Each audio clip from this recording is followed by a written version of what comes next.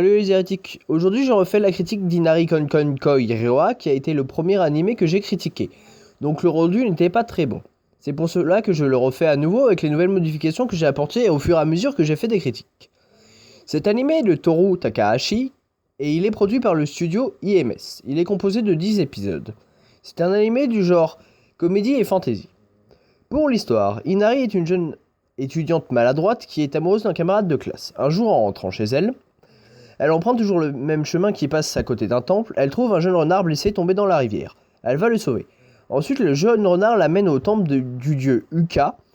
Elle rencontre alors ce dieu, qui lui demandera quel est le souhait qu'elle veut voir se réaliser. Inari demande donc de ressembler à une de ses camarades de classe qui est proche du garçon qu'elle aime. Inari s'y transforme donc, et part avec sa nouvelle apparence. Deux de ses amis la cherchent mais ne la trouvent pas. Elles demanderont de l'aide à Koji, qui est le garçon qu'Inari aime. Il trouvera Inari sous la forme d'une autre personne mais ne le saura pas. Inari, réalisant son erreur, retournera auprès d'Uka pour annuler la transformation. C'est ainsi que l'histoire de l'anime commence. Donc les points forts, l'histoire est drôle, il y a beaucoup d'humour, c'est un anime qui est facile à comprendre et chaque épisode se suit, ce qui permet de mieux accrocher à l'anime.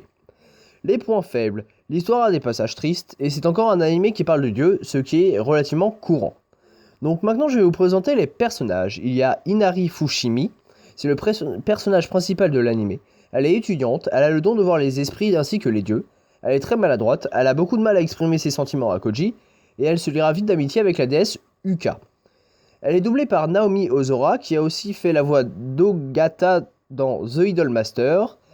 Ensuite nous avons Uka, c'est une déesse, elle accorde un vœu à Inari, elle est toujours entourée d'esprits renards et elle adore les jeux vidéo. Et elle se liera aussi d'amitié avec Inari et le frère d'Inari. Elle est doublée par Oko Kuwashima, qui a doublé Medusa dans Soul Eater. Ensuite, nous avons Koji Tambabashi, c'est un camarade de classe d'Inari, dont elle est amoureuse. Plus tard, il aura lui-même des sentiments pour Inari. Il est doublé par Hiroshi Okamoto, qui a fait la voix de Rei dans Dragon Collection. Et nous avons aussi Akemi Sumizome, c'est une camarade de classe d'Inari. Inari se transformera en elle au début. Elle est considérée comme jolie, et elle développera un lien d'amitié avec Inari. Elle a des sentiments pour une fille, mais les cache pour ne pas être mal vue par les autres. Elle est doublée par Yori Nomizu, qui a aussi doublé Yumu Ogura dans Unover. Ensuite, pour la fin, nous avons Toka Fushimi. C'est le frère d'Inari. Il est comme sa sœur, il peut voir les esprits. Il a de bonnes notes, il est intelligent et il développera des sentiments pour Uka. Il est doublé par Yuji Ueda, qui a notamment doublé Tanichi Kei dans Prince of Tennis. Pour la fin, bon, ça me fait plaisir de revoir cet animé et de refaire cette critique. Certes, ce n'est pas trop mon genre d'animé, mais il m'a plu quand même. Pour les personnes qui aiment les histoires avec les dieux, je vous le conseille. En ce moment, je regarde Sankarea. Il y aura sûrement une critique sur cet animé dans les jours qui viennent. Sur ce, à bientôt dans une nouvelle critique.